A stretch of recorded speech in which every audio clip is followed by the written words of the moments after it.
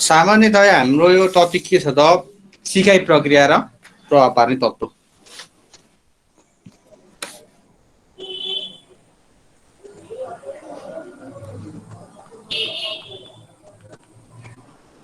सिकाइ प्रक्रिया र प्रभाव पार्ने तत्त्वहरू।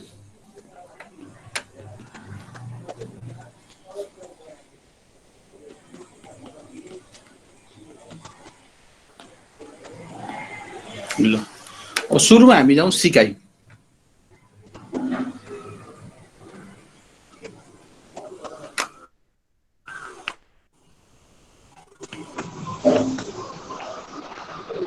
सामान्यतया सिकाइ भनेको सामान्य परिभाषा हुन्छ है। मतलब सामान्यतया सिकाइ भनेको व्यक्ति अथवा प्राणीमा अभ्यास भन्नुहोस् अथवा तालिमको माध्यमबाट उसले प्राप्त गरेको अनुभव अनुसार उसको व्यवहारमा आउने स्थायी परिवर्तन नै के हो त सिकाइ हो। व्यक्ति अथवा प्राणीमा है व्यक्ति अथवा प्राणीमा तालिमको माध्यमबाट अथवा उसले आफ्नो अनुभवबाट प्राप्त गरेको अनुभवबाट उसमा देखा पर्ने स्थायी परिवर्तनलाई हामी के भन्छौँ त सिकाइ भन्छौँ। एकैछिन है।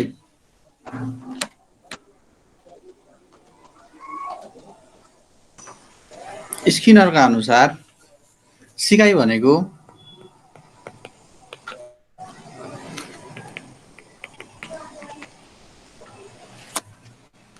व्यवहार समायोजनको प्रगतिशील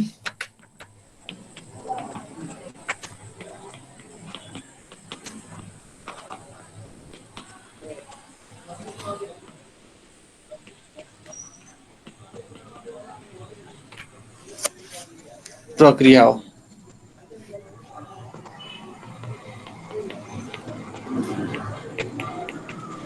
स्किनरका अनुसार सिकाइ भनेको व्यवहार समायोजनको प्रगतिशील प्रक्रिया हो। स्किनरको डेफिनेसन अलिक मजाले हेर्नु होला, अलिक इम्पोर्टेन्ट नै हुन्छ। त्यस्तै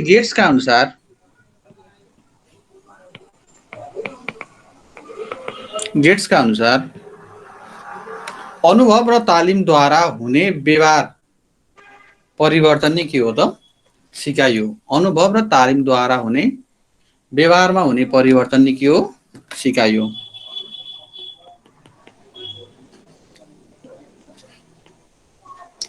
अनुभव र तालिमद्वारा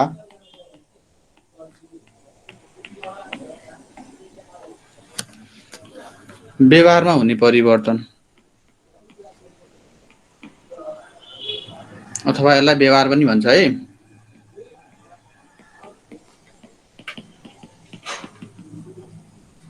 परिवर्तन नै सिकाइ हो।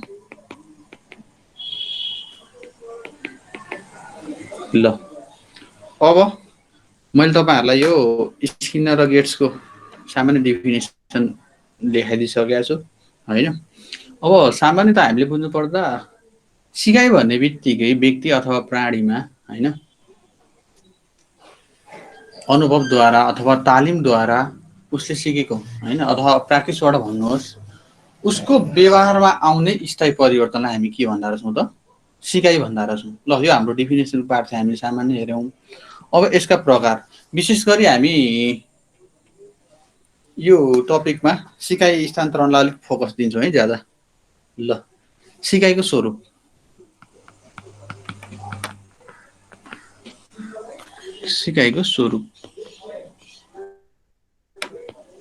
यसलाई नेचर अफ लर्निङ भनिन्छ।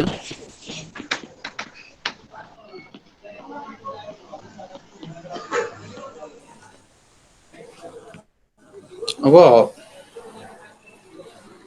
सिकाइको स्वरूप के हुन्छ होला जस्तो लाग्छ है।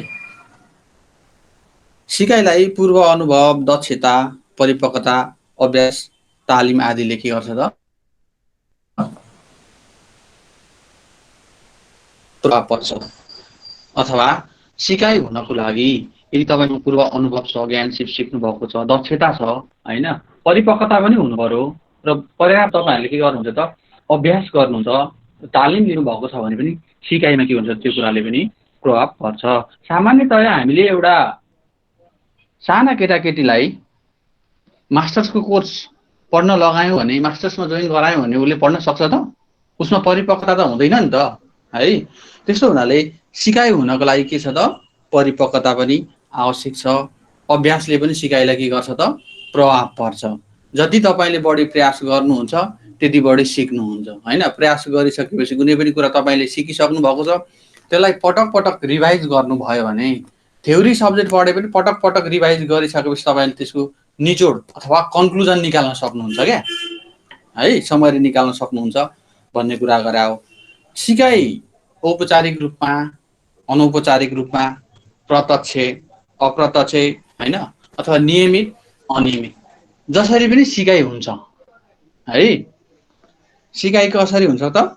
तपाईँले सिक्नको लागि औपचारिक रूपमा शिक्षा पनि प्राप्त गर्न सक्नुहुन्छ, अनौपचारिक शिक्षा पनि प्राप्त गर्न सक्नुहुन्छ। कतिपय घटनाहरू तपाईँहरू प्रत्यक्ष समावेश भएर पनि सिकाइ हुन्छ भने, कतिपय कुराहरू अप्रत्यक्ष रूपमा पनि हामीले होइन औपचारिक रूपमा विद्यालय नगएर पनि अप्रत्यक्ष रूपमा हामीले देखेर भोगेर सुनेर पनि हाम्रो जीवनमा के भएको हुन्छ त सिकाइ भइरहेको हुन्छ।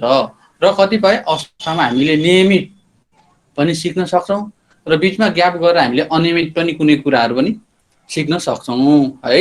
अर्को पोइन्ट छ हाम्रो सिकाइ जीवन पर्यन्त चलिरहने प्रक्रिया हो भन्छ क्या हो।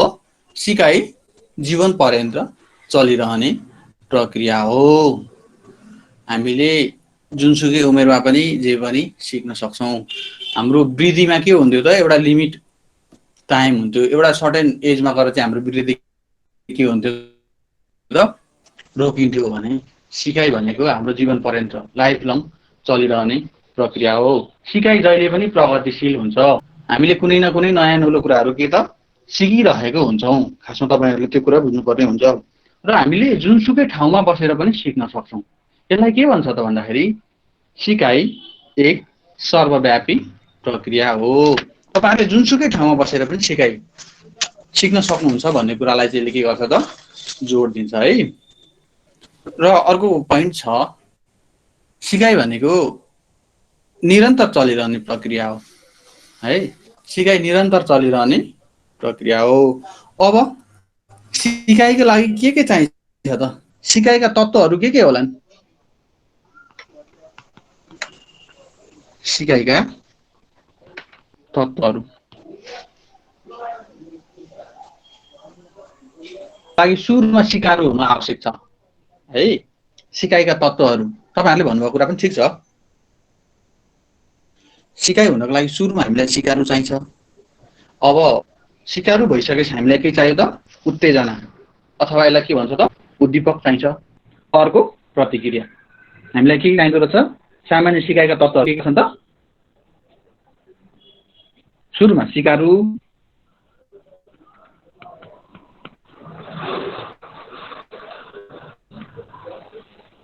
उद्दीपक,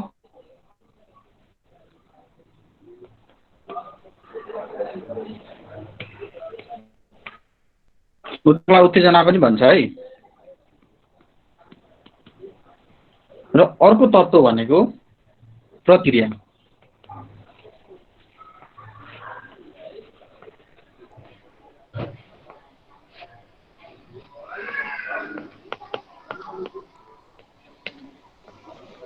सामान्यतया सिकाइ हुनको लागि यी तीनवटा तत्त्व हुनु आवश्यक छ है। अब सुरुमा सिकारु चाहियो। तपाईहरु शिक्षक सेवाको तयारी गरिरहनु भएको छ है। अन्तिममा गएर जोडिने भनेको सिकाइसँगै हो। विद्यालयमै गएर जोडिन्छ कुनै पनि कुरा है हामीले गरेको क्लासको।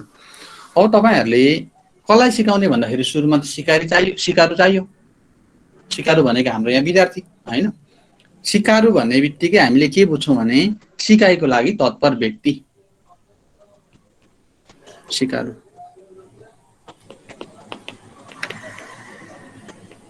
सिकाइको लागि तत्पर व्यक्ति हो।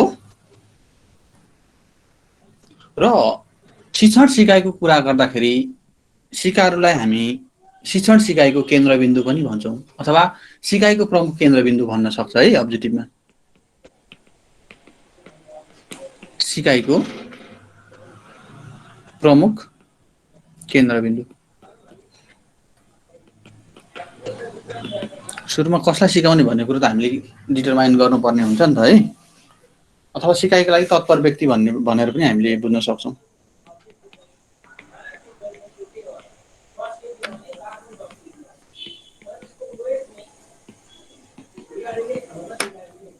यो पोइन्टलाई चाहिँ अलिकति विचार गर्नु अब्जेक्टिभमा है। सिकाइको प्रमुख केन्द्रबिन्दु भनेर कसलाई बुझिन्छ भनेर त्यसरी चाहिँ सोध्न सक्छ। र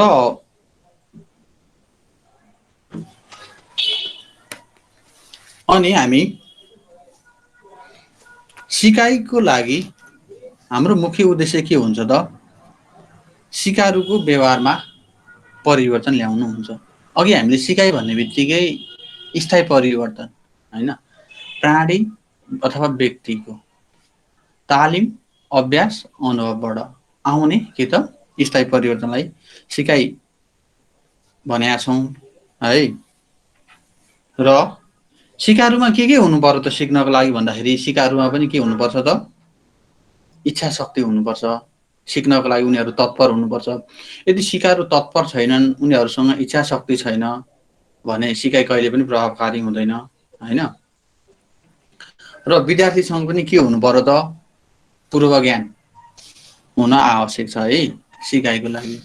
मैले पूर्व ज्ञान किन भने यदि तपाईहरू कुनै पनि बच्चालाई पढाउँदै हुनुहुन्छ, जिरो लेभलको होइन हैन, भने सामान्यतया बच्चाहरूमा के हुन्छ त? पूर्व ज्ञान हुन आवश्यक छ है त।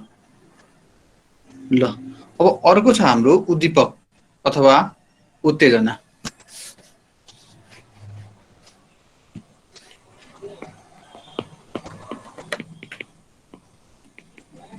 उत्तेजना भनेको हाम्रो सिकाइको दोस्रो प्रमुख तत्त्व हो।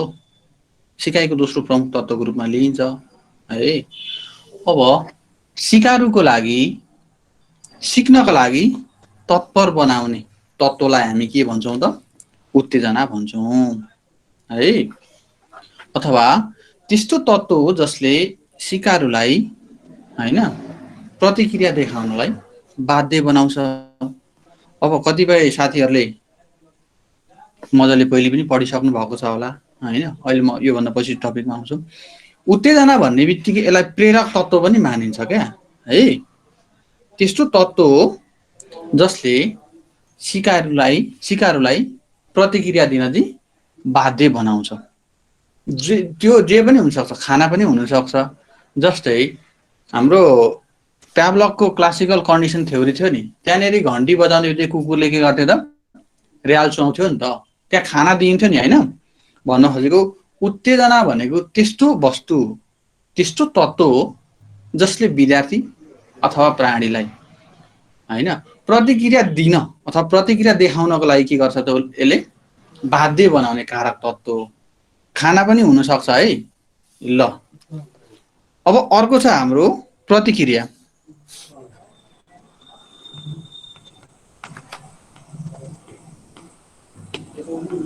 प्रतिक्रिया है त। प्रतिक्रिया भन्नाले हामीले माथि उद्दीपक अथवा उत्तेजनाको कुरा गरिसक्यौं है। व्यक्ति अथवा प्राणीले है उत्तेजना पाइसक्यो अथवा उत्तेजनाको उपस्थितिबाट सिकारुले देखाउने क्रियाकलापलाई नै हामी के भन्छौँ त? प्रक्रिया भन्छौँ अथवा प्रतिक्रिया भन्छौँ। अथवा तपाईले यसलाई यसरी पनि बुझ्न सक्नुहुन्छ, व्यक्ति, सिकारु अथवा प्राणीले देखाउने अव्यस्त व्यवहार अथवा प्रतिक्रियालाई हामी के भन्छौँ त? प्रतिक्रिया भन्छौँ। व्यक्ति, प्राणीले देखाउने अव्यस्त बानीलाई हामी प्रतिक्रिया भन्छौँ। हाम्रो प्याभलकको जुन थ्योरी थियो नि कन्डिसनिङ थ्योरीमा अथवा कन्डिसनिङ थ्योरीमा, त्यहाँ के हुन्थ्यो भन्दाखेरि घन्टी बजाउँदाखेरि पनि कुकुरले के गर्थ्यो त? र्याल सुहाउँथ्यो नि त, अथवा र्याल निकाउँथ्यो। सुरुमा घन्टी बजाइन्थ्यो, घन्टी बजाएर कुकुरलाई त्यहाँनिर खानेकुरा केही दिइन्थ्यो हैन। पछि खानेकुरा नदिए तापनि घन्टी नै मात्रै बजाउँदा पनि के गर्थ्यो त? कुकुरले र्याल निकाल्थ्यो। भन्न खोजेको प्रतिक्रिया भनेको उद्दीपक प्राप्त गरिसकेपछि प्राणी अथवा व्यक्ति अथवा सिकारुले देखाउने प्रतिक्रिया हो। पहिला पहिला कुकुरलाई घन्टी बजाएर खानेकुरा दिइयो, पछि खानेकुरा नदिई घन्टी बजाउँदैन कुकुरले के गर्थ्यो त? र्याल निकाल्थ्यो। भन्न खोजेको प्राणीले देखाउने अव्यस्त प्रतिक्रिया अथवा व्यवहार, बानी परिसकेको उसको ह्याबिचुअल एक्सन हो नि त, होइन? उत्तेजनाको उपस्थितिबाट सिकारुले देखाउने प्रतिक्रिया अथवा क्रियाकलापलाई के भनिँदो रहेछ त? प्रतिक्रिया भनिँदो रहेछ। यी थिए हाम्रो सिकाइका तत्त्वहरू है। र अब हाम्रो अर्को टपिक छ सिकाइलाई प्रभाव पार्ने तत्त्वहरू।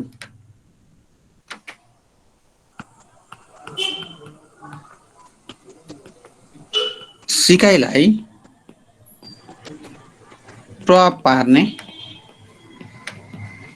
तत्त्वहरू मैले तपाईहरुलाई सोध्न चाहे। सिकाइलाई प्रभाव पार्ने एउटा भनेको लैङ्गिक तत्त्व छ।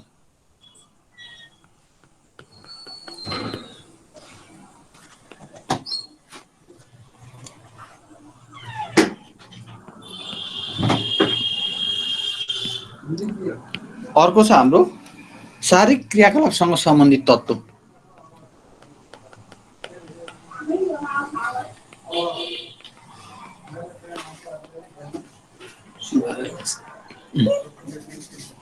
सँग सम्बन्धित तत्त्व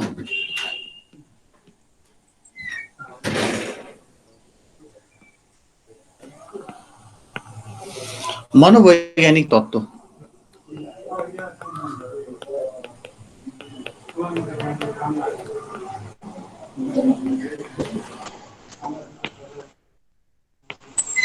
वातावरणीय तत्त्व।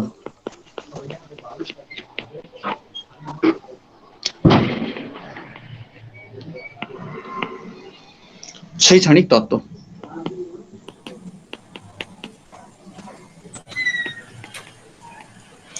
यी तत्त्वहरूले चाहिँ सिकाइलाई प्रभाव पार्ने गर्दछन्। अब सुरुमा छ हाम्रो लैङ्गिक तत्त्व।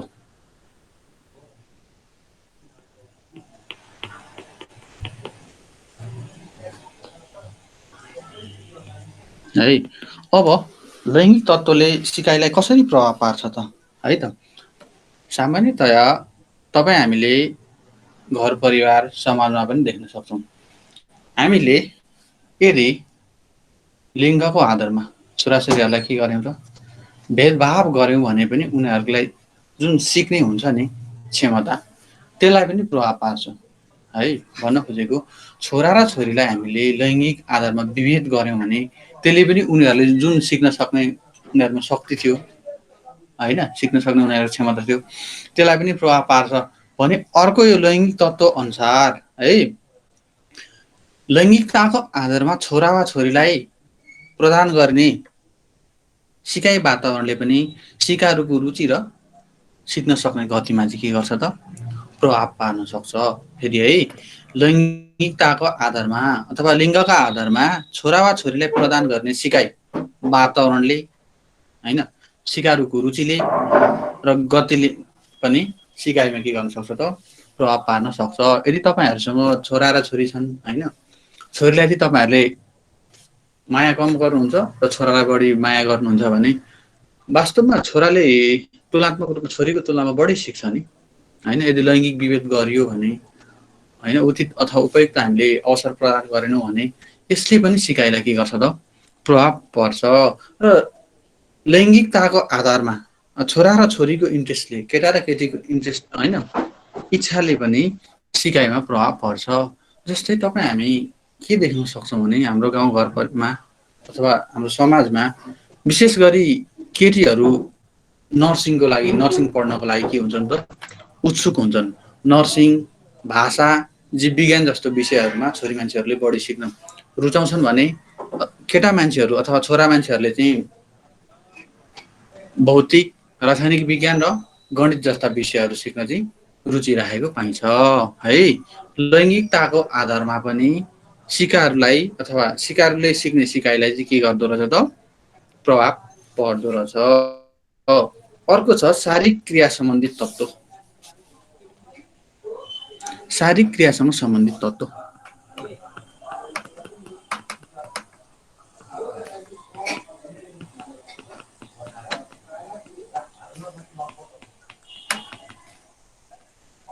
हो शारीरिक क्रियासँग सम्बन्धित तत्त्वले सिकाइलाई कसरी प्रभाव पार्न सक्छ होला त?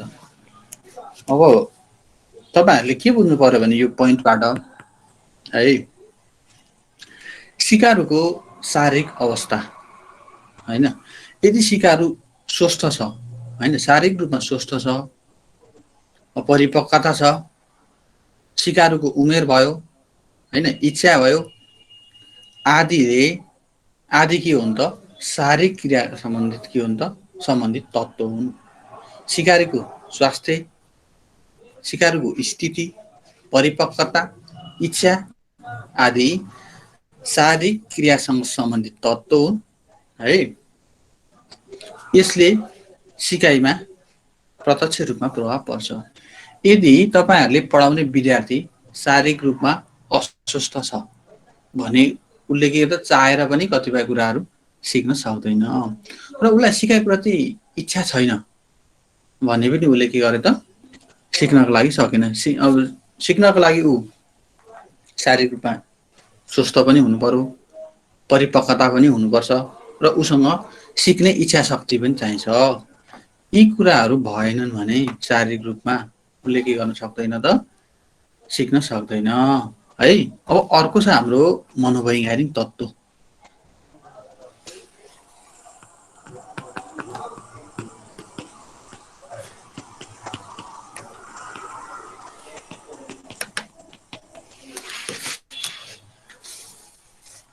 मनोवैज्ञानिक तत्त्व भन्नाले मनोवैज्ञानिक तत्त्वले कसरी चाहिँ महत्त्वपूर्ण भूमिका खेल्छ भन्नुहुन्छ भने सिकाइ प्रक्रियाको लागि यदि विद्यार्थीले म सक्दिनँ होला जस्तो गर्यो भने होइन, मैले सिक्न सक्दिनँ भन्ने मनोविज्ञान आफ्नो बनायो भने उसले वास्तवमा सिक्न सक्दैन क्या है। हामीले मनोवैज्ञानिक तत्त्वलाई सिकाइ प्रक्रियाको होइन महत्त्वपूर्ण तत्त्वको रूपमा लिन्छ। सिकाइ प्रक्रियाको सम्पूर्ण सफलता वा असफलता मनोवैज्ञानिक तत्त्वमा भर पर्छ है। सिकाइ प्रक्रिया नि सफल हुने अथवा असफल हुने भन्ने कुरा मनोवैज्ञानिक तत्त्वले के गर्छ त डिटरमाइन गर्छ है। सिकारुको मनोवैज्ञानिक तत्त्व अनुसार के पर्छन्? सिकारुको मानसिक क्षमताको कुरा आउँछ, रुचिका कुराहरू आउँछ, उत्प्रेरणाको कुराहरू आउँछ, क्षमताका कुराहरू आउँछ है। यदि शिक्षकले सिकारुको अघि मैले भने सबै कुराहरू रुचि, इच्छा है, आवश्यकता, पूर्व ज्ञान सम्पूर्ण मनोविज्ञान बुझेर चाहिँ शिक्षकले चाहिँ शिक्षण गरेमा मात्रै सिकाइ के हुन्छ त प्रभावकारी हुन सक्छ। शिक्षण सिकाइमा मनोवैज्ञानिक तत्त्वलाई सिकाइ प्रक्रियाको प्रमुख तत्त्व मानिन्छ। यदि एउटा शिक्षकले विद्यार्थीको सम्पूर्ण मनोविज्ञान, उसको रुचि, इच्छा, पूर्व ज्ञान, परिपक्वता होइन, उपयुक्त शिक्षण विधि प्रयोग गर्न सके मात्रै के हुन्छ त सिकाइ प्रभावकारी हुन्छ है। मनोविज्ञान तत्त्व विद्यार्थीको विज्ञानलाई बुझेर शिक्षकले अध्यापन गराउन नसकेको खण्डमा सिकाइ प्रभावकारी पनि हुँदैन र सिकाइको उपलब्धि पनि के गर्न सकिँदैन त हासिल गर्न सकिँदैन। ल अब अर्को छ हाम्रो वातावरणीय तत्त्व।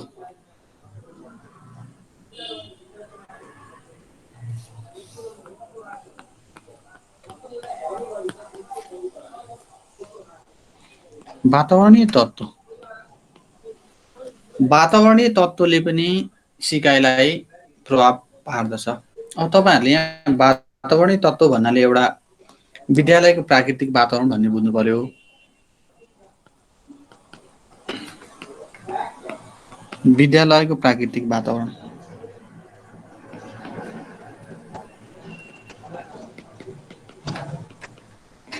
अर्को सामाजिक वातावरण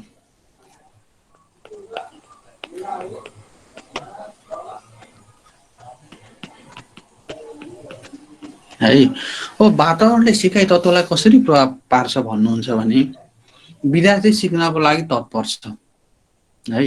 विद्यार्थी सिक्नको लागि तत्पर छ तर विद्यालयको प्राकृतिक वातावरण के छ त अब गर्मीमा कतिपय तराईका विद्यालयहरू कस्तो हुन्छन् त बोर्डिङहरू, एकदम त्यहाँ उपयुक्त कक्षा कोठाको व्यवस्था पनि उपयुक्त हुँदैन।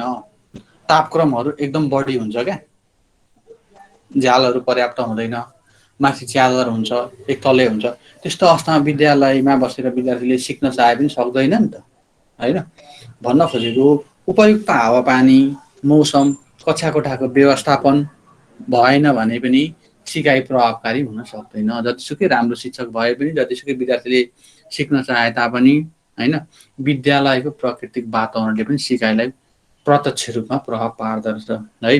विद्यालयको प्राकृतिक वातावरण भन्ने बित्तिकै हावापानी, होइन, मौसमको कुरा आउँछ र कक्षा कोठाको व्यवस्थापन है। सानो बच्चाको लागि उसले बसेर पढ्न सक्ने खालको डेस्क बेन्चहरू छैन भने उसले कसरी सिक्न सक्छ त, होइन भन्ने कुरा तपाईँहरूले बुझ्नु पर्यो। विद्यालयको प्राकृतिक स्थिति अथवा प्राकृतिक वातावरणले पनि सिकाइलाई प्रभाव पर्दो रहेछ भने सामाजिक वातावरण है। सामाजिक वातावरण अन्तर्गत केटाकेटीहरू कस्तो समाजमा छ त है, र समाजको शिक्षाप्रति चाहिँ दृष्टिकोण के छ त। अब पढेर के काम छ, पढ्नु हुँदैन भन्ने खालको समाज छ भने सामान्यतया अब तपाईँहरूले उदाहरणको लागि देख्न सक्नुहुन्छ, कतिपय पश्चिमका जिल्लाहरूमा प्रत्येक घरमा एकजना चाहिँ लोकसेवाको हामी के देख्न सक्छौँ त, कर्मचारी देख्न सक्छौँ।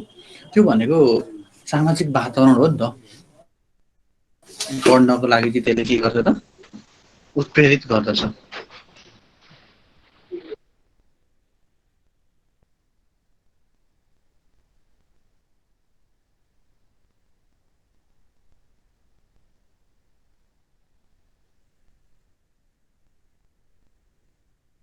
एकैछिन है।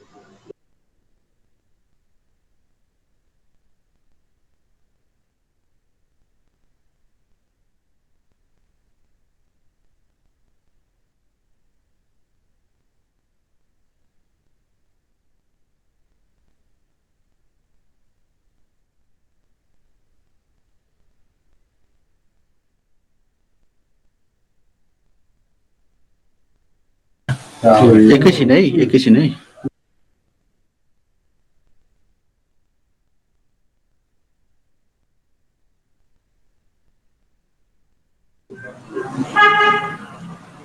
सरी।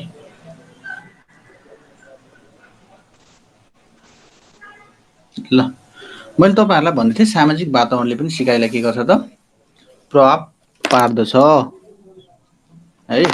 समाजका व्यक्तिहरूको सिकाइप्रतिको धारणा कस्तो छ त, होइन।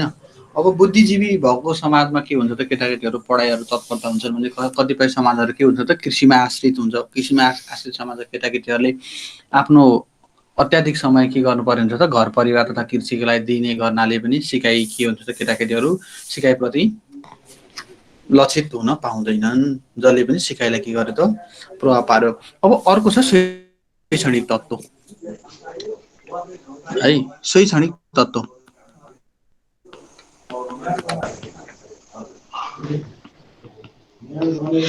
शैक्षणिक तत्त्वले पनि सिकाइलाई के गर्छ त, प्रभाव पर्छ। शैक्षणिक तत्त्व भन्नाले सिकाइ प्रक्रियासँग सम्बन्धित सम्पूर्ण तत्त्वलाई नै हामी के भन्छौँ त, शैक्षणिक तत्त्व भन्छौँ। जस्तै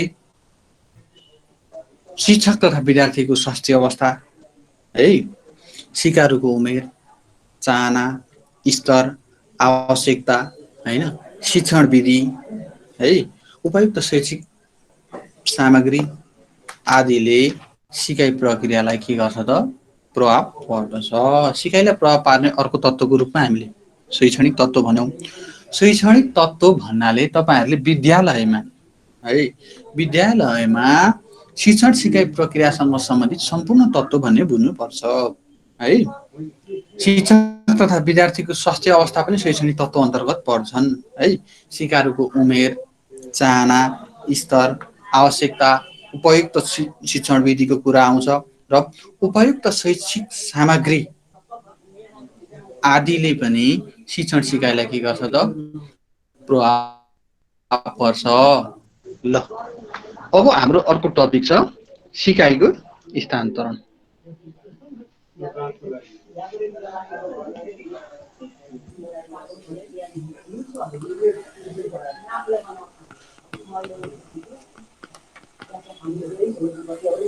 सिकाइको स्थानान्तरण।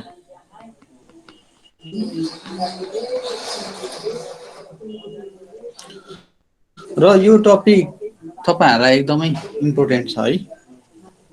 हामीले अब्जेक्टिभको कुरा गर्ने हो भने यो टपिक तपाईँहरूलाई धेरै नै इम्पोर्टेन्ट छ। यो सिकाइको स्थानान्तरण भन्नाले ल क्रो एन्ड क्रोका अनुसार है सिकाइ स्थानान्तरण भन्नाले सामान्य रूपमा एक सिकाइको क्षेत्रबाट प्राप्त हुने सिप तथा कार्य ज्ञान र अनुभव तथा विचार गर्ने आदतलाई सिकारुले अर्को क्षेत्रमा लैजानु नै के हो त सिकाइ स्थानान्तरण हो। त्यस्तै एच सोरेनसनका अनुसार एच सोरेसनका अनुसार सिकाइ स्थानान्तरण भन्नाले एउटा परिस्थितिमा प्राप्त गरेको ज्ञान प्रशिक्षण एवं आदतहरू अर्को परिस्थितिमा स्थानान्तरण हुने नै सिकाइ स्थानान्तरण हो है। एच सोरेनसनका अनुसार सिकाइ स्थानान्तरण भन्नाले एउटा परिस्थितिमा प्राप्त ज्ञान प्रशिक्षण एवं आदतहरू अर्को परिस्थितिमा स्थानान्तरण हुनु नै सिकाइको स्थानान्तरण हो। ल अब हामी जाउँ सिकाइ स्थानान्तरणका प्रकारहरू। सिकाइ स्थानान्तरणका प्रकारहरू है। यसलाई इङ्ग्लिसमा types of transfer of learning भन्छ है। ल अब यसलाई 3 भागमा विभाजन गरिएको छ है। सिकाइको सकारात्मक स्थानान्तरण, सिकाइको सकारात्मक स्थानान्तरण, अर्को छ सिकाइको नकारात्मक स्थानान्तरण,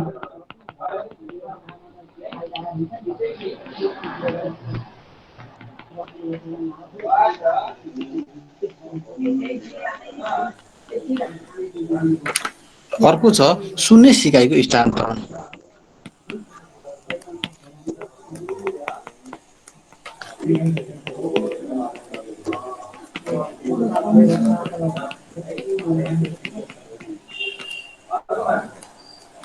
है सिकाइ स्थानान्तरणको प्रकारहरू 3 प्रकारको छ। सिकाइको सकारात्मक स्थानान्तरण, सिकाइको नकारात्मक स्थानान्तरण र सिकाइको शून्य सिकाइको स्थानान्तरण छ। अब सिकाइको सकारात्मक स्थानान्तरण भनेको के हो त यसको बारेमा है त।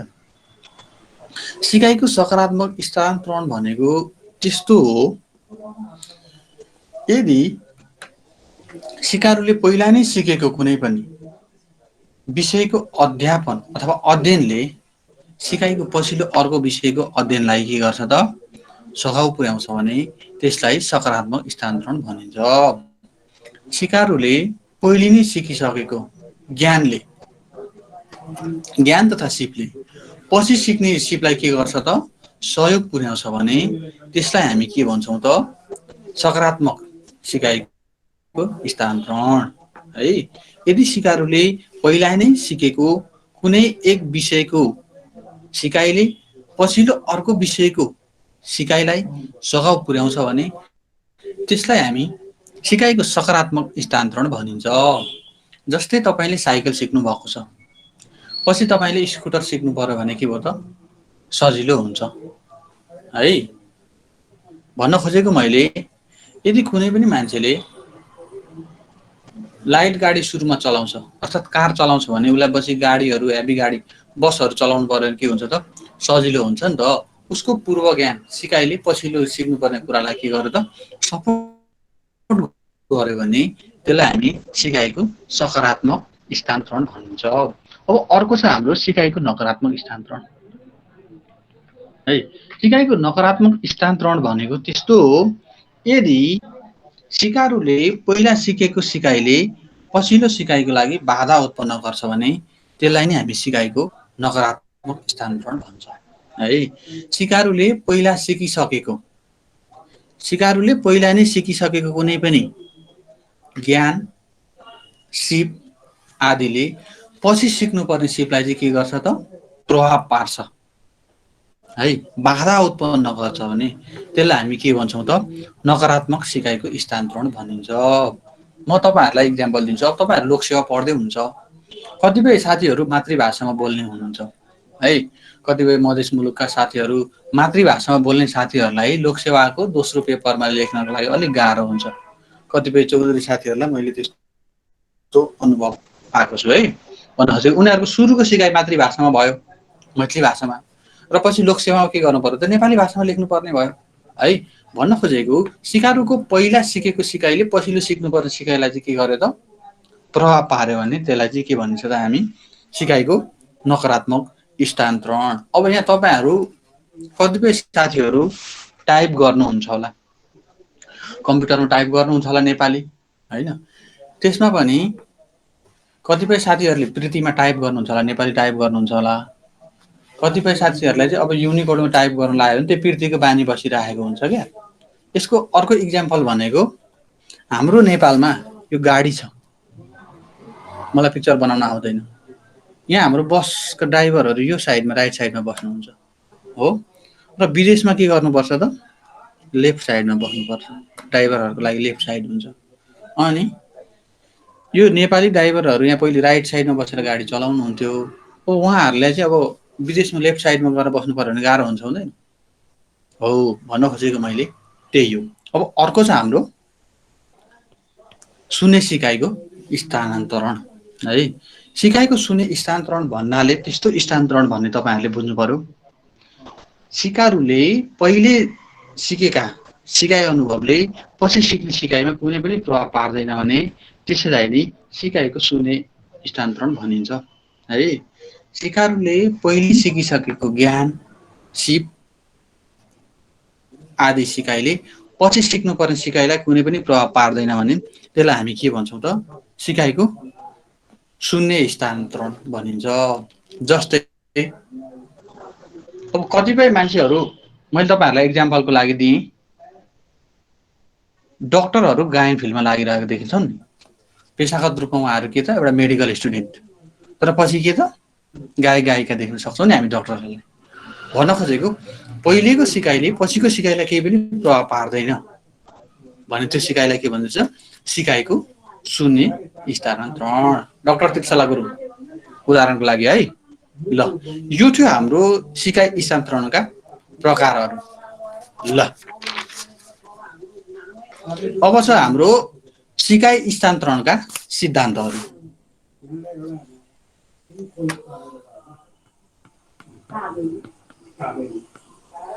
सिकाइ स्थानान्तरणका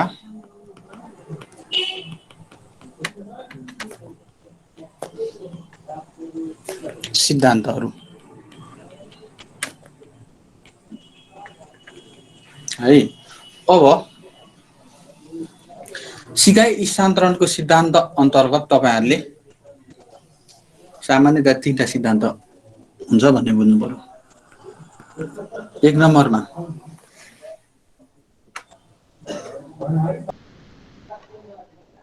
है, एक नम्बरमा छ हाम्रो मानसिक अनुशासनको सिद्धान्त। मानसिक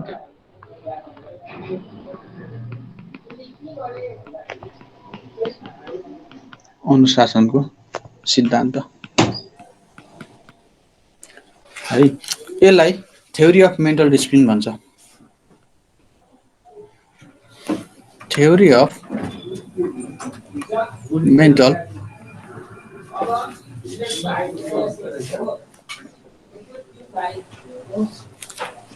अर्को छ समान तत्त्वको सिद्धान्त।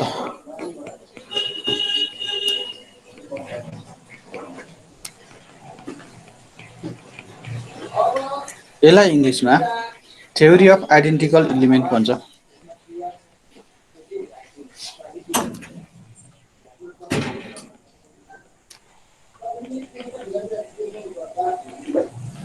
अर्को हुन्छ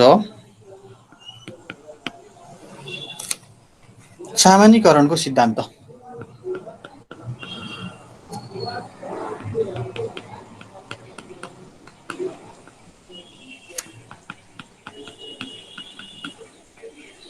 यी के हुन् त हाम्रो सिकाइ स्थानान्तरणको सिद्धान्तहरू हुन्। अब हाम्रो सुरुमा के छ त मानसिक अनुशासनको सिद्धान्त। मानसिक अनुशासनको सिद्धान्त।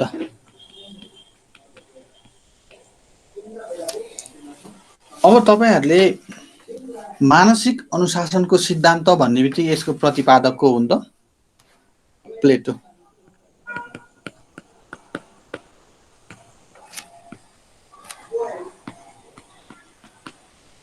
प्लेटोले प्रतिपादन गरेको यो सिद्धान्त हो।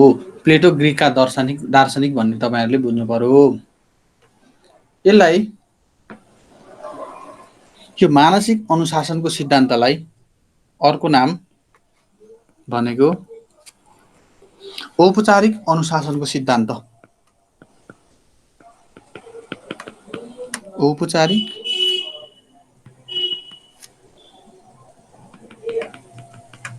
अनुशासनको सिद्धान्त अब्जेक्टिभको लागि है।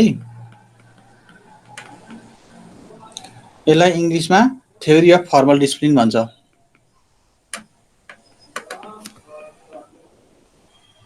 फर्मल डिसिप्लिन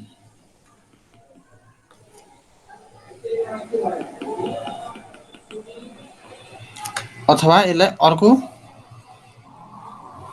मनोविज्ञान संकायको सिद्धान्त पनि भन्छ।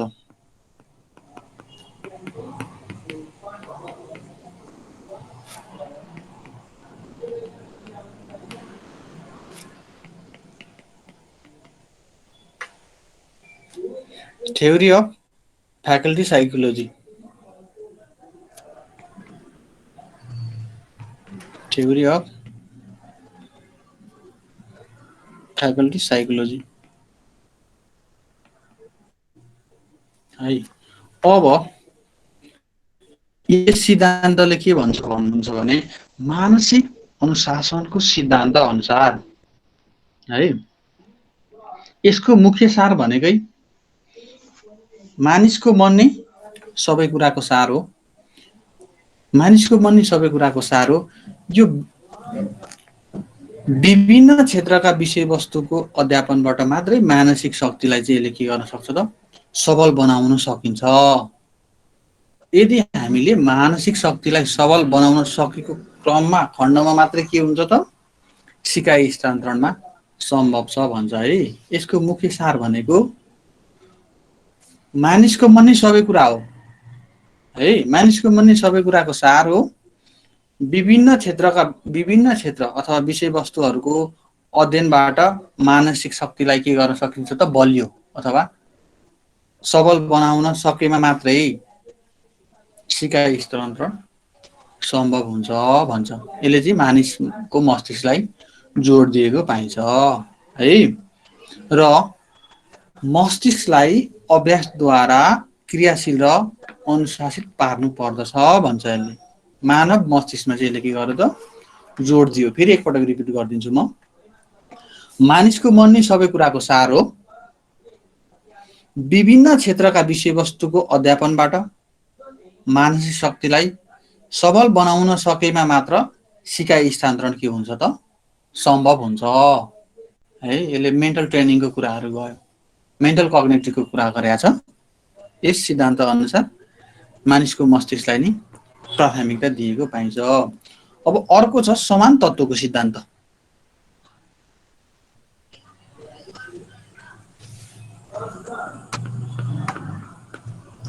समान तत्त्वको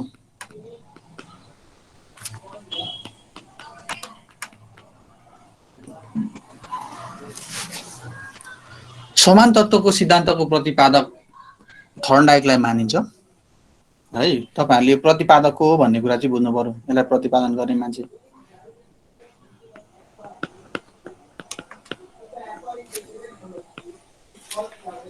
थर्नडाइक। यसको प्रतिपादक थर्नडाइक हुन्।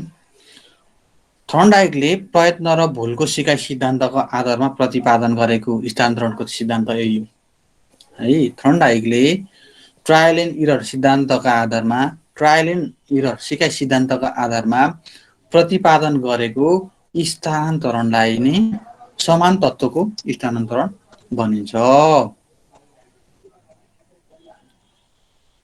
यस सिद्धान्तले है यस सिद्धान्त अनुसार सिकाइ क्षेत्रमा हुने समानता जति बढी हुन्छ त्यति नै अनुपातमा सिकाइ स्थानान्तरण के हुन्छ त बढी हुन्छ भन्छ है। पूर्व सिकाइ र नयाँ सिकाइ बीच समान तत्त्वको अवस्था भएमा मात्रै सिकाइ स्थानान्तरण सम्भव छ भन्छ यसले है। अथवा सिकारुले पहिले सिकेका सिकाइका विषयवस्तु र उसले पछि सिक्ने विषयवस्तु बीच रहेको जुन तत्त्वहरू हुन्छ नि बीच जति बढी समानता रहन्छ त्यति नै बढी सिकाइ स्थानान्तरण हुन्छ भन्ने कुरालाई यसले चाहिँ जोड दिएको पाइन्छ है त। उदाहरणको लागि हामीले के लिन सक्छौँ भने नि सिकाइको सकारात्मक स्थानान्तरण है। समान तत्त्वको सिद्धान्तका आधारमा हामीले उदाहरणको लागि हेर्नु पर्दाखेरि सिकाइको सकारात्मक स्थानान्तरण। सकारात्मक स्थानान्तरणमा अघि हामीले के कुरा गरेका थियौँ, सिकारुले पहिले सिकेको ज्ञानले पछिल्लो सिक्ने ज्ञानलाई सहज गर्छ हैन, थप सहयोग पुर्याउँछ भने त्यस्तो सिकाइलाई हामीले सिकाइको सकारात्मक रूपान्तरण भनेका थियौँ, स्थानान्तरण भनेका थियौँ है। र समान तत्त्वको सिद्धान्तले पनि त्यही भन्छ। सिकारुले पहिले सिकेको विषयवस्तु र पछि सिक्नुपर्ने विषयवस्तुको गुणहरू बिचमा जति बढी समानता रहन्छ त्यति नै बढी सिकाइको स्थानान्तरण के हुन्छ त अहिले हुन्छ भन्ने कुरा गर्छ। अब अर्को छ हाम्रो सामान्यीकरणको सिद्धान्त।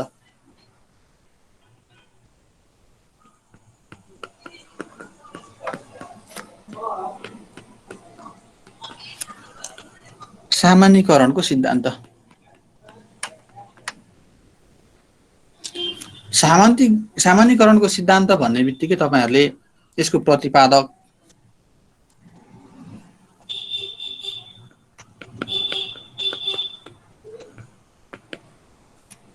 चार्ल्स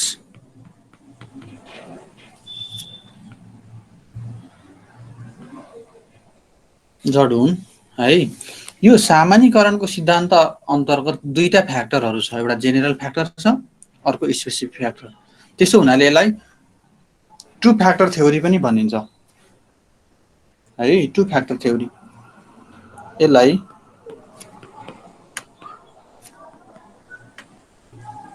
टु फ्याक्टर थ्योरी पनि भनिन्छ।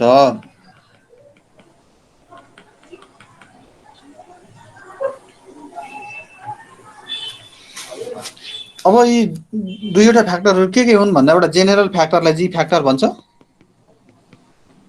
र अर्को स्पेसिफिक फ्याक्टर भन्ने हुन्छ एस फ्याक्टर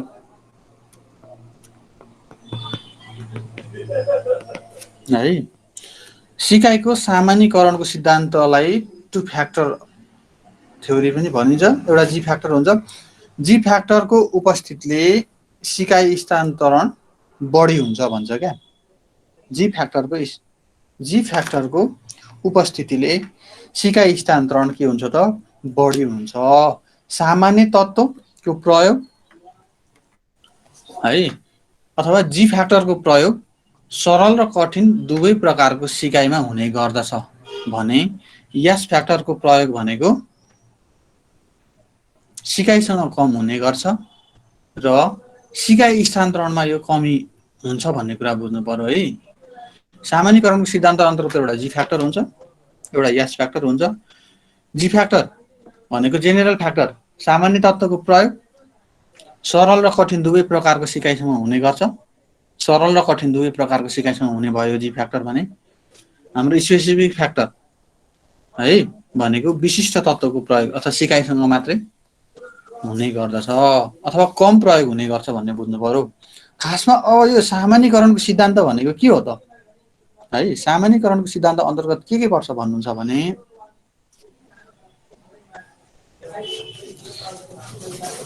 एक अवस्थामा सिकेको सिकाइ है सिकारुले कुनै एक अवस्थामा सिकेको सिकाइ उस्तै अन्य परिस्थितिमा पनि देखाउनुलाई नि सिकाइको सामान्यकरणको सिद्धान्त भनिन्छ है।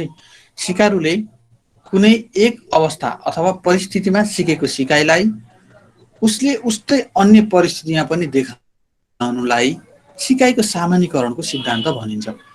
जस्तै तपाईँहरूले बालबालिकालाई घरमा झुटो बोल्नु हुँदैन भनेर सिकाउनु भयो भने उसले घर परिवार अथवा समाज विद्यालयमा पनि के गर्छ त झुटो बोल्नु हुँदैन, अरूलाई ढाँट्नु हुँदैन भन्ने कुरा राख्दछ है। र सिकारुले सिकेको ज्ञान अनुभवबाट सामान्य नियम बनाउन सिद्धान्त तथा निष्कर्ष निकाली त्यसलाई अर्को परिस्थितिमा स्थानान्तरण गर्न सकिन्छ भन्दछ यो थ्योरीका अनुसार है।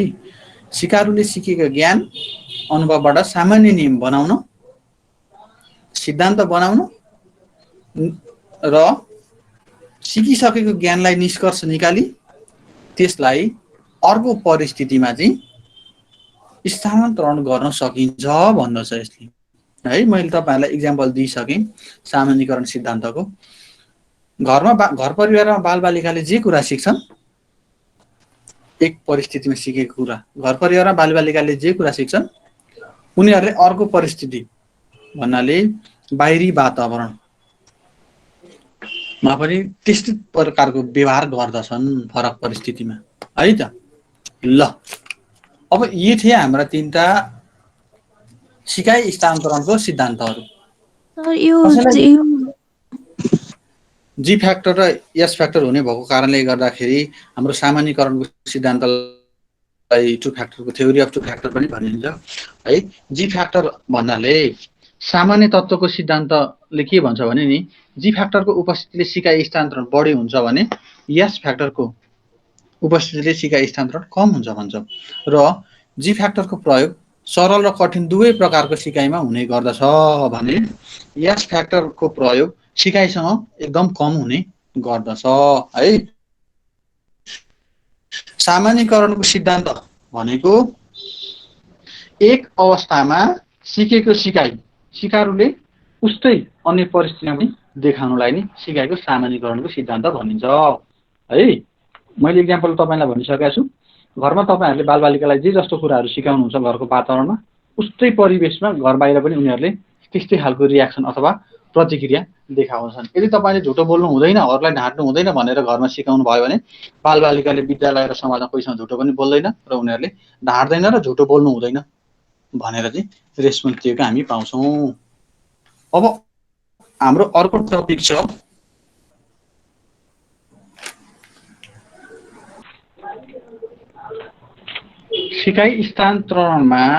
सिकाइको स्थानान्तरणमा प्रभाव पार्ने तत्त्वहरू। हेर्नुहोस् त, एउटा सामान्य तत्त्व, शिक्षण विधि, अर्थपूर्ण सिकाइको कुरा आउँछ, सिकारुको योग्यता, उपयुक्त मार्ग निर्देशन अथवा यसलाई पथ प्रदर्शन भन्न सकिन्छ, उत्प्रेरणा र निरन्तर अभ्यास आदिले सिकाइको स्थानान्तरणमा प्रभाव पार्दा रहेछन् हैन, प्रभाव पार्ने तत्त्व हुन्। अब हामी हेर्छौँ सामान्य तत्त्व।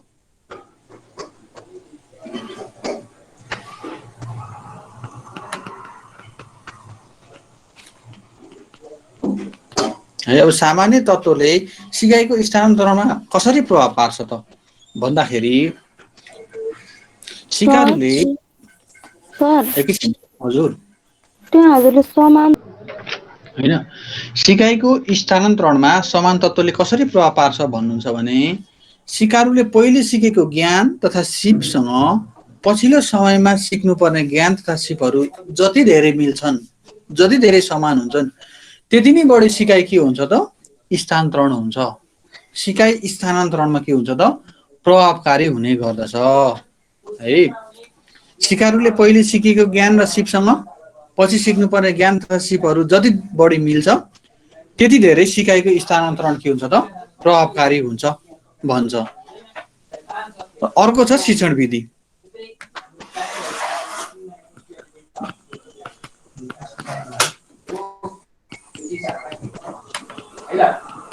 है अब शिक्षण विधिले सिकाइको स्थानान्तरणमा चाहिँ कसरी प्रभाव पार्छ त हैन। शिक्षण विधि कसरी हो त सिकाइको स्थानान्तरणमा प्रभाव पार्ने तत्त्व भन्नुहुन्छ भने शिक्षकले अथवा तपाईहरूले कक्षा कोठामा शिक्षण सिकाइ गर्ने क्रममा टिचिङ गर्ने क्रममा के त उपयुक्त शिक्षण विधिको छनौट गर्नुभयो र त्यसलाई प्रयोग गरेको खण्डमा सिकाइको स्थानान्तरण के हुन्छ त बढी हुन्छ, वृद्धि हुन्छ हैन। तपाईहरूले विद्यार्थीको मनोविज्ञान, पूर्व ज्ञान, इच्छा, चाहनाको कुरा आउँछ हैन। सबैलाई बुझेर उपयुक्त शिक्षण विधिको प्रयोग गरिएको खण्डमा हैन सिकाइ स्थानान्तरण अथवा विद्यार्थीले बढी प्रभावकारी ढङ्गले बुझ्न सक्छन्। विद्यार्थीमा सिकाइ चाहिँ के हुन्छ त बढी हुन्छ भन्छ। अर्को छ अर्थपूर्ण सिकाइ है। अर्थपूर्ण सिकाइ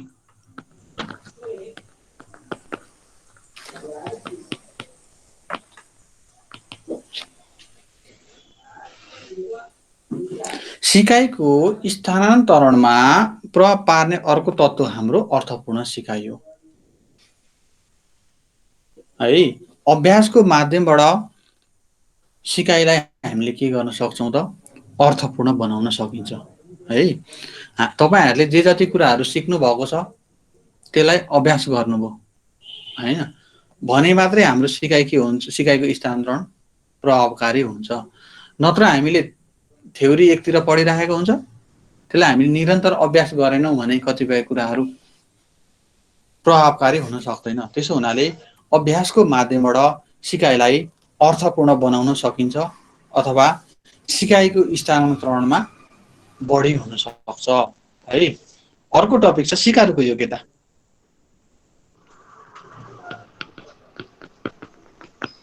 सिकारुको योग्यता सिकारुको योग्यताले पनि सिकाइको स्थानान्तरणमा प्रभाव पार्छ है। सिकारुको स्थिति भयो अथवा शारीरिक योग्यता भन्नुहोस्, परिपक्वता भन्नुहोस्, मानसिक योग्यताको आधारमा सिकाइ स्थानान्तरण हुने गर्दछ है। अब तपाईले के बुझ्नु पर्यो भने नि सिकारु जति सिक्नको लागि योग्य छ है। सिकारु जति धेरै सामान्य शैक्षिक सिकारुसँग जति धेरै सामान्य शैक्षिक योग्यता हुन्छ उसमा त्यति नै बढी अथवा त्यति धेरै मात्रामा के गर्न सक्छ त उसले सिक्न सक्छ क्या। सिकारुमा जति धेरै सामान्य शैक्षिक योग्यताहरू हुन्छ उसले त्यति नै बढी मात्रामा आफ्नो अनुभव तथा योग्यताहरूलाई प्रयोग गरेर नयाँ ज्ञान सिक्न सक्छ है। र जस्तोसुकै परिस्थितिमा पनि आफूलाई चाहिँ के गर्छ त आफ्नो ज्ञानलाई स्थानान्तरण गर्न सक्छ। सिकारुको योग्यताको आधारमा यसलाई पूर्व ज्ञान पनि भन्न सकिन्छ। सिकारुको पूर्व ज्ञान अथवा पूर्व योग्यताको आधारमा उसले एकपटक सिकिसकेको कुरालाई हैन पछिल्लो समयमा सिक्नु पर्यो भने उसले जस्तोसुकै स्थितिमा पनि आफ्नो ज्ञानलाई चाहिँ के गर्न सक्छ त स्थानान्तरण गर्न सक्छ। अर्को टपिक छ हाम्रो मार्ग निर्देशन।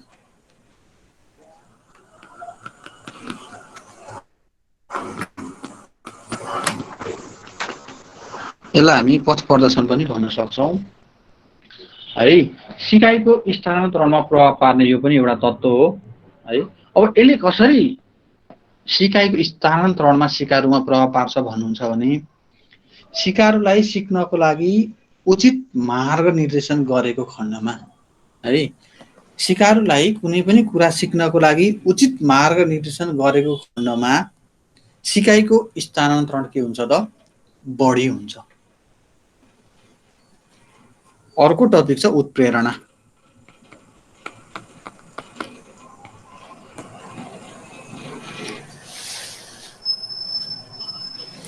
सिकारुलाई हामीले कुनै पनि कुरा सिक्नको लागि है सिकारुलाई कुनै पनि कुरा सिक्नको लागि उत्प्रेरणा प्राप्त भएमा सिकाइ स्थानान्तरण के हुन्छ त बढी हुन्छ। उत्प्रेरणाको बारेमा अहिले हामी एकछिनमा डिटेलमा कुरा गर्छौँ है। तपाईहरुले बुझ्नु पर्यो सिकाइको स्थानान्तरणमा उत्प्रेरणाले पनि प्रभाव पर्दछ हैन। कसरी पर्छ भन्दाखेरि सिकारुलाई उत्प्रेरणा प्राप्त भएमा उसले सिकाइ स्थानान्तरणमा के गर्न सक्छ त वृद्धि गर्छ क्या। अब अर्को छ निरन्तर अभ्यास।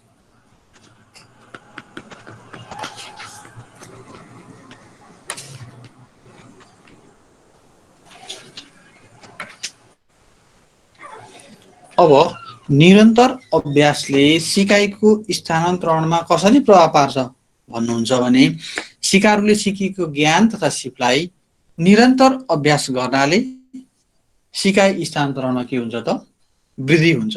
तपाईँले कुनै पनि कुरा सिकिसक्नु भएको छ र त्यसलाई तपाईँले पटक पटक प्र्याक्टिस गर्नुभयो भने है, त्यसलाई पटक पटक प्र्याक्टिस गर्नुभयो भने अभ्यासद्वारा सिकाइ स्थानान्तरणमा के हुन्छ त वृद्धि हुन्छ।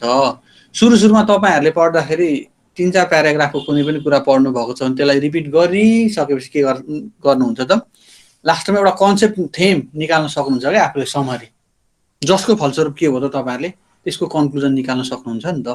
स्थानान्तरण भयो नि त खास बुझाइ, त्यो भन्न खोजेको यसले।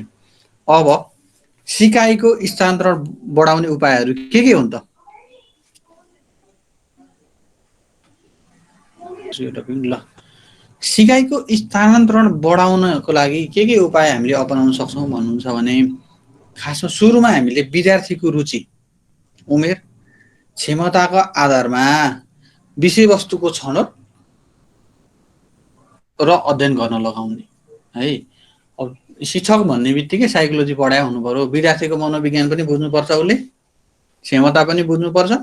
विद्यार्थीको क्षमता मनोविज्ञानको आधारमा विद्यार्थीलाई उपयुक्त विषयवस्तु छनौट गरेर अध्ययन गर्न लगाउनु पर्यो है। र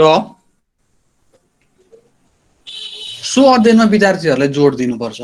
विद्यार्थीलाई हामीले जब सो अध्ययनमा जोड दिन्छौँ उनीहरूले विभिन्न कुराहरू आफैले के गर्छन् त खोज्छन्। खोजिसकेपछि त्यहाँबाट पनि के हुन्छ त सिकाइको स्थानान्तरण के हुन्छ त वृद्धि हुन्छ। र शिक्षकले कक्षा कोठामा पढाउनु पर्दाखेरि है सिकाइ गर्ने क्रममा अथवा शिक्षण सिकाइ गर्ने क्रममा के गर्नु पर्यो त यदि कुनै कम्प्लेक्स कुरा सिकाउनु पर्छ भने पनि सरलदेखि जटिलतिर जानुपर्छ कि है।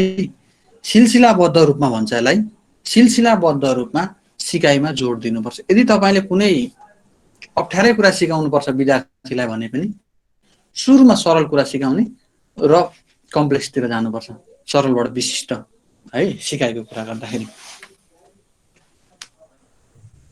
र विद्यार्थीलाई हामीले अझै कसरी पनि सिकाइ स्थानान्तरण बढाउन सकिन्छ भन्नुहुन्छ भने पहिला सिकेका विषयवस्तु र पछि सिक्ने विषयवस्तुको समानता कायम गरी सिकाइ गरिदिनुपर्छ क्या। पहिले उसले के सिक्यो र अब के सिक्नुपर्छ, पहिले सिकेको कुरासँग मिल्दाजुल्दा कुराहरू हामीले पछि सिकाइदिनुपर्छ, सिलसिलाबद्ध रूपमा यो पनि है। र सिकारुको पूर्व अनुभव, पूर्व ज्ञानलाई बुझेर उपयुक्त शिक्षण विधिमा जोड दिनुपर्छ है। विद्यार्थीको पूर्व अनुभव के छ, पूर्व अनुभव तथा पूर्व ज्ञान बुझ्नु पर्यो शिक्षकबाट र त्यही अनुसारको उपयुक्त शिक्षण विधिको छनौट गर्नुपर्छ कक्षा शिक्षणमा। र सिकारुलाई हैन, सिकारुले सिकेका कुराहरूलाई निरन्तर अभ्यास गर्न लगाउनुपर्छ है। सिकारुलाई निरन्तर अभ्यास गर्न लगाउनाले पनि सिकाइको स्थानान्तरण बढाउन सकिन्छ।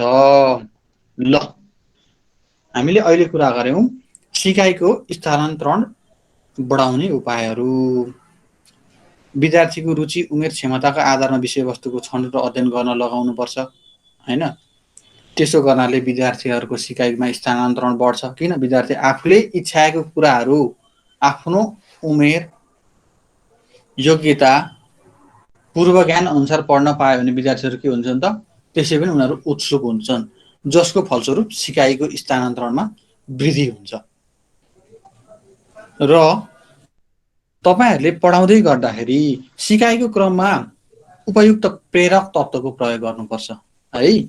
सिकाइको क्रममा उपयुक्त प्रेरक तत्त्वको प्रयोग गर्नुपर्छ शिक्षकले। र सिलसिलाबद्ध सिकाइमा जोड दिनु पर्यो। पहिला सिकाइसकेको कुरा र पछि सिक्नु पर्ने कुराहरूलाई चाहिँ समानताको आधारमा सिकाउनु पर्यो भन्न खोजेको। मिल्दाजुल्दा कुराहरू पढाउने, पहिले पढाइसकेको र त्यहीसँग मिल्दाजुल्दा कुराहरूलाई एकपछि अर्को पढाउनु पर्यो। यदि मैले तपाईँहरूलाई सुरुमा युनिट 1 पढाएँ, त्यसपछि एकैपटक 9 पढाएँ भने त्यहाँनिर त मिलाएर राखेको हुन्छ क्या बुकमा पनि, सरलदेखि जटिलको फर्ममा है। त्यसो हुनाले सिलसिलाबद्ध सिकाइमा चाहिँ जोड दिनु पर्यो भन्छ। र सिकारुको अभ्यासलाई होइन, सिकारुले सिकिसकेका कुराहरूलाई निरन्तर अभ्यास गर्न लगाउनु पर्यो भन्छ। अब हाम्रो अर्को टपिक छ उत्प्रेरणा।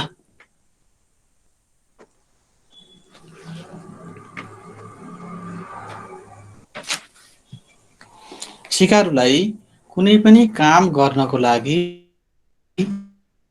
भित्री हृदयबाट अर्थात् भित्री मनबाट आउने आन्तरिक सक्रियतालाई नै हामी के भन्छौँ त?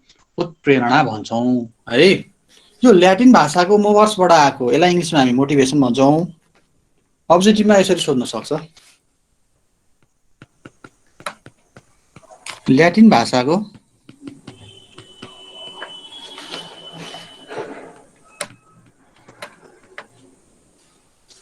मोभर्सबाट आएको मोटिभेसन भन्ने है, जसको अर्थ के हुन्छ भन्नुहुन्छ भने टु मुभ,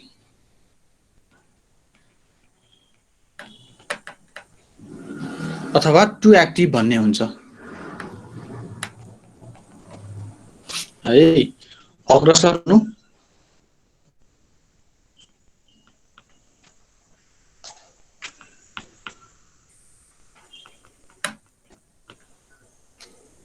अथवा क्रियाशील हुनु,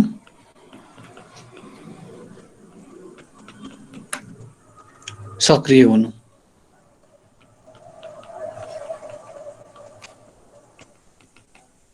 भन्ने हुन्छ है यसको अर्थ। ल्याटिन भाषाको मोभर्सबाट आएको मोटिभेसन भन्ने कुरा है, मोटिभेसन भन्ने शब्द, जसको अर्थ के हुन्छ त?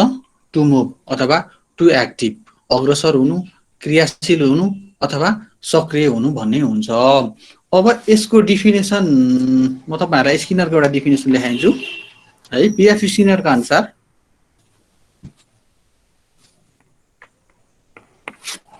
बीएफ स्किनर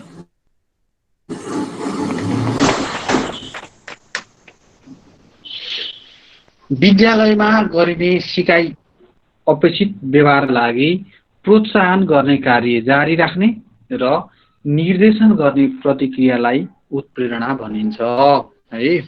विद्यालयमा गरिने सिकाइ है, विद्यालयमा गरिने सिकाइ अपेक्षित व्यवहारका लागि प्रोत्साहन गर्ने कार्य जारी राख्ने र निर्देशन गर्ने प्रतिक्रियालाई उत्प्रेरणा भनिन्छ है।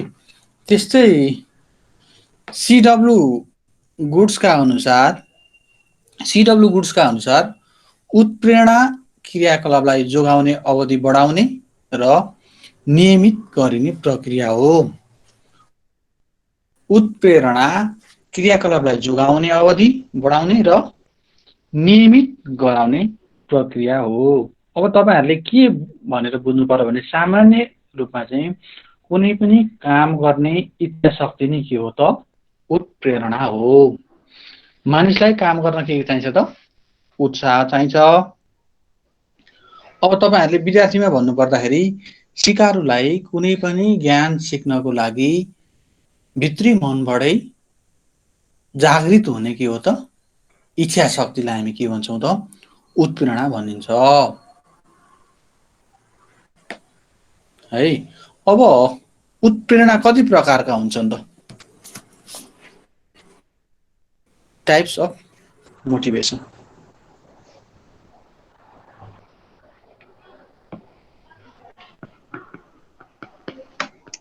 टाइप्स अफ मोटिभेसन, उत्प्रेरणाका प्रकारहरू। सामान्यतया उत्प्रेरणालाई हामी जन्मजात उत्प्रेरणा अथवा प्रेरक पनि भन्छ है। अनि अर्को आर्जित उत्प्रेरणा, बाह्य सहायक अथवा कृत्रिम उत्प्रेरणा भनेर बुझ्दछौँ। एक नम्बरमा जन्मजात उत्प्रेरणा,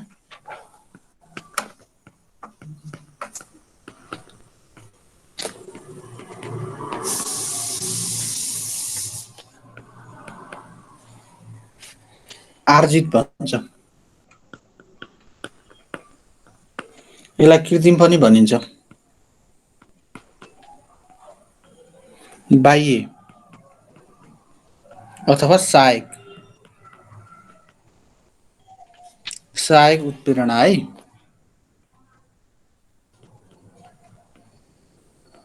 एउटा जन्मजात हुँदो रहेछ र अर्को चाहिँ आर्जित कृत्रिम बाह्य अथवा सहायक उत्प्रेरणा हुँदो रहेछ भन्ने कुरो तपाईँहरूले बुझ्नु पर्यो। अब जन्मजात उत्प्रेरणा भनेको के हो त?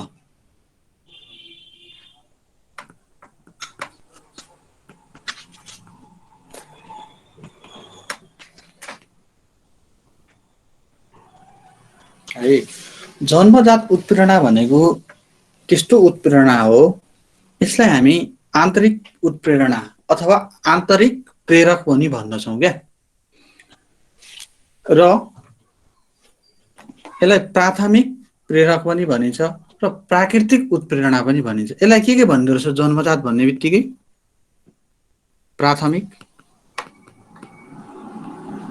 प्राकृतिक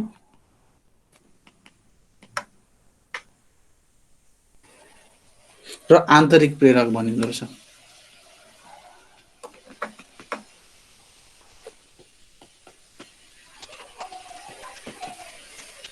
जन्मजात उत्प्रेरणालाई प्राथमिक, प्राकृतिक अथवा आन्तरिक प्रेरक भनिन्छ। यसलाई किन आन्तरिक प्रेरक भनियो भन्नुहुन्छ भने कुनै पनि काम गर्नको लागि सिकारु प्राणी भन्नुहोस् अथवा व्यक्तिलाई आन्तरिक रूपमा कुनै पनि सिकाइ कार्यप्रति उत्साहित बनाउने उत्प्रेरणालाई के भनिन्छ त? आन्तरिक उत्प्रेरणा भनिन्छ। आन्तरिक रूपमा कुनै पनि सिकाइको लागि उत्साहित बनाउने उत्प्रेरणालाई के भनिन्छ त? आन्तरिक उत्प्रेरणा भनिन्छ। जस्तै भोक लाग्नु, तिर्खा लाग्नु, निन्द्रा लाग्नु, हैन, क्रोधको कुराहरू आउँछ है। सिकारुलाई आन्तरिक रूपमा कुनै पनि सिकाइ प्रति हैन उत्साहित बनाउने प्रेरणालाई नै के भन्यो त? आन्तरिक प्रेरणा भनियो, जुन बाह्य अथवा प्राकृतिक रूपमा हुन्छ। भने हाम्रो अर्को हुन्छ आर्जित उत्प्रेरणा।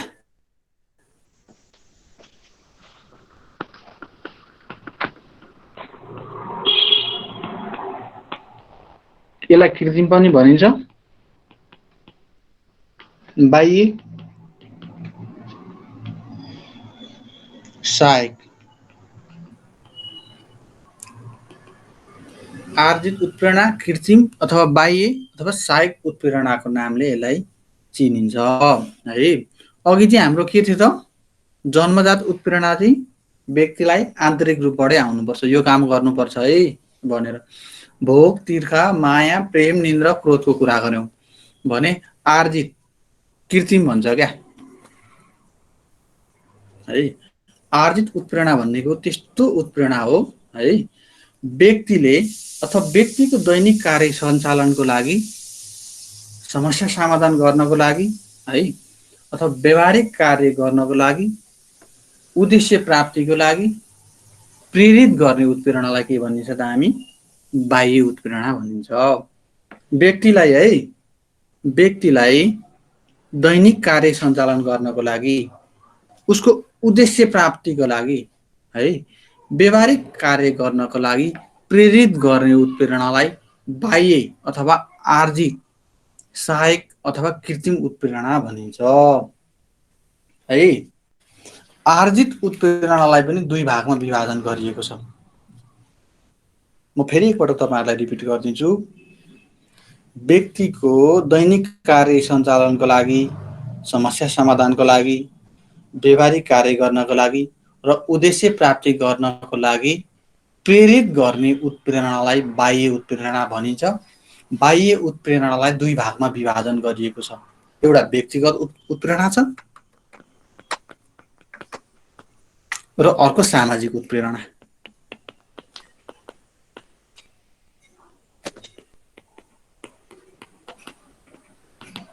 है। व्यक्तिगत उत्प्रेरणा भनेको त्यस्तो उत्प्रेरणा हो है, यसको नेचरको कुरा गर्नुहुन्छ भने व्यक्ति विशेषमा व्यक्तिगत उत्प्रेरणा फरक फरक हुन्छ है। र यस अन्तर्गत व्यक्तिले जीवनका लक्ष्य प्राप्त गर्नको लागि, आफ्नो व्यक्तिगत इच्छा पूरा गर्नको लागि र मनोरञ्जनात्मक क्रियाकलापहरूको लागि प्रेरित हुन्छ है। प्रेरित गराउँछ व्यक्तिलाई। किन त? जीवनका लक्ष्य प्राप्ति गर्नको लागि, व्यक्तिको इच्छा पूरा गर्नको लागि, मनोरञ्जनात्मक क्रियाकलापहरू चाहिँ प्राप्त गर्नको लागि व्यक्तिलाई प्रेरित गर्ने उत्प्रेरणालाई हामी के भन्छौँ त? व्यक्तिगत उत्प्रेरणा भनिन्छ भने अर्को छ सामाजिक उत्प्रेरणा। सामाजिक उत्प्रेरणा त्यस्तो उत्प्रेरणा हो जसले व्यक्तिलाई सामाजिक प्राणीका रूपमा समाजमा समायोजन हुनका लागि है, व्यक्तिलाई सामाजिक प्राणीको रूपमा समाजमा समायोजन हुनका लागि आवश्यक उत्प्रेरणालाई हामी के भन्छौँ त? सामाजिक उत्प्रेरणा भनिन्छ है। जस्तै व्यक्तिलाई समाजमा आफ्नो सामाजिक पदको के हुन्छ त? मान्यता हुन्छ नि। हो, समाजमा आफ्नो सामाजिक पद प्राप्ति गर्नको लागि व्यक्तिलाई प्रेरित गर्ने उत्प्रेरणालाई हामीले के भन्यो त? सामाजिक उत्प्रेरणा होइन। सामाजिक मान्यताको आधारमा होइन, मेरो समाजको मान्यता यस्तो हो भनेर चाहिँ उसलाई प्रेरित गराउँछ नि त आफ्नो सामाजिक मान्यता अनुसार आफूलाई चाहिँ अगाडि बढ्नको लागि, सामाजिक सुरक्षाको लागि होइन। भन्न खोजेको व्यक्तिलाई सामाजिक प्राणीको रूपमा समाजमा समायोजन हुनका लागि प्रेरित गर्ने उत्प्रेरणालाई हामीले के भन्यौँ त? सामाजिक उत्प्रेरणा भनियो होइन। सामाजिक पदको लागि व्यक्तिले कार्य गर्छ, सामाजिक सुरक्षाको लागि भयो, सामाजिक मूल्य मान्यता अनुसार उसले काम गर्छ नि त। त्यो काम गरेर व्यक्तिलाई के गर्यो त? उत्प्रेरणाले प्रेरित गर्यो भने त्यसलाई हामीले के भन्यौँ त? सामाजिक उत्प्रेरणा भनियो है। यी थिए हाम्रो उत्प्रेरणाका प्रकारहरू। हामीले सामान्यतया जन्मजात उत्प्रेरणा हुन्छ र अर्को आर्जित हुन्छ भन्यौँ। आर्जित भित्र पनि व्यक्तिगत हुन्छ र सामाजिक हुन्छ भन्यौँ। अब यो उत्प्रेरणाको प्रकारलाई विभिन्न व्यक्तिहरूले विभिन्न प्रकारमा विभाजन गरेका छन्। त्यो कुरा म तपाईँहरूलाई टिकट गराइदिन्छु है। ल, थोमसका अनुसार उत्प्रेरणाका प्रकारहरू अब्जेक्टिभ लागि है तपाईँहरूलाई।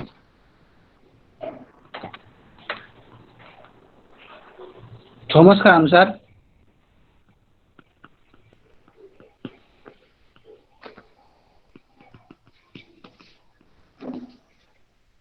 एउटा स्वाभाविक उत्प्रेरणा हुन्छ,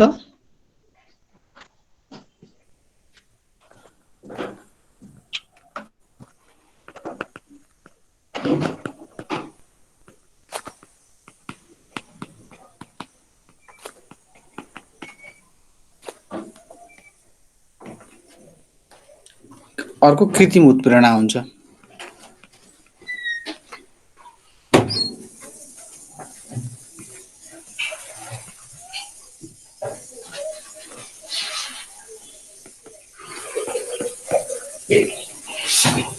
भने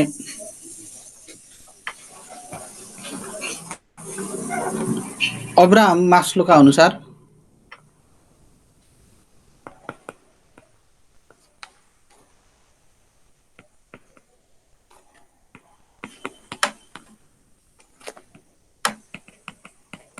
तल दिएका मध्ये अब्राहम मास्लोका अनुसार उत्प्रेरणाका प्रकार कुन चाहिँ होइन भनेर सोध्छ है तपाईँहरूलाई।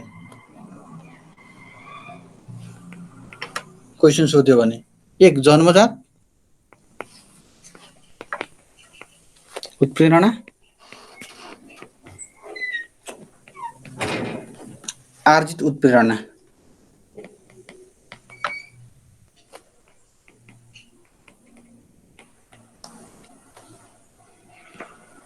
त्यस्तै अर्को छ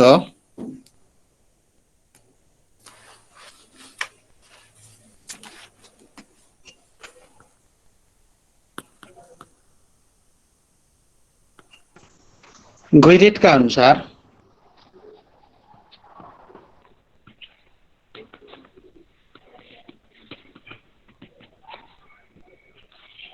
जैविक उत्प्रेरणा।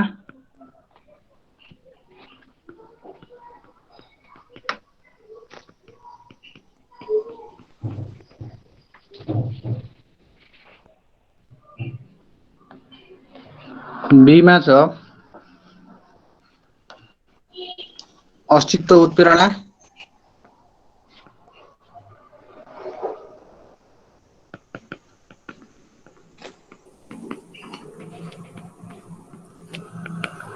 सीमा छ अहम एकात्मक उत्प्रेरणा।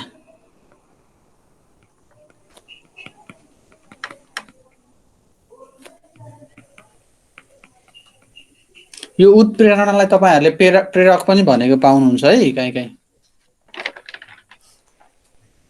ल अब तपाईहरूले अब्जेक्टिभको आधारमा यसरी हेर्न सक्नुहुन्छ है उत्प्रेरणाको प्रकारलाई चाहिँ कसले कसरी विभाजन गरेको छ भनेर यो पोइन्टहरू एकपटक हेर्नुहोला। अब हाम्रो अर्को टपिक छ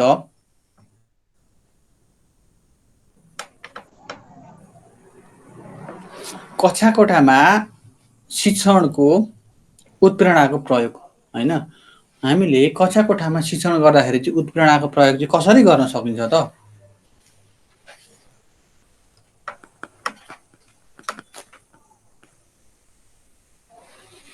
कक्षा कोठाको शिक्षणमा उत्प्रेरणाको प्रयोग कसरी गर्न सकिन्छ भन्ने कुरा हो। सानो बालकलाई विद्यालय नियमित आउनको लागि उसलाई विद्यालय आएपछि एउटा कुनै सर मिसले उसलाई चक्लेट दिनुभयो भने ऊ नियमित स्कुल आउन थाल्छ नि त, उत्प्रेरणा हो। र कुनै पनि बालक विद्यालय आउँदैन भने उसलाई चाहिँ के गर्नुभयो त?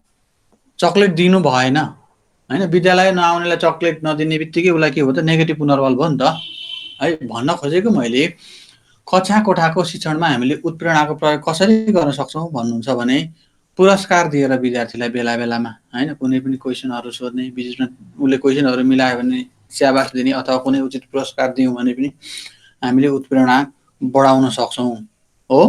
त्यस्तै गरी विद्यार्थीहरू बिचमा स्वच्छ प्रतिस्पर्धा गराइदिनाले हैन, विद्यार्थीहरू बिच समूह बिच अथवा व्यक्ति बिच पनि हामीले प्रतिस्पर्धा गराइदियौँ भने पनि विद्यार्थी बिचमा के हुन्छ त? प्रतिस्पर्धी भावनाको विकास हुन्छ, जसको कारणले गर्दाखेरि पनि कक्षा शिक्षणमा के हुन्छ त? विद्यार्थीमा उत्प्रेरणा बढ्छ है।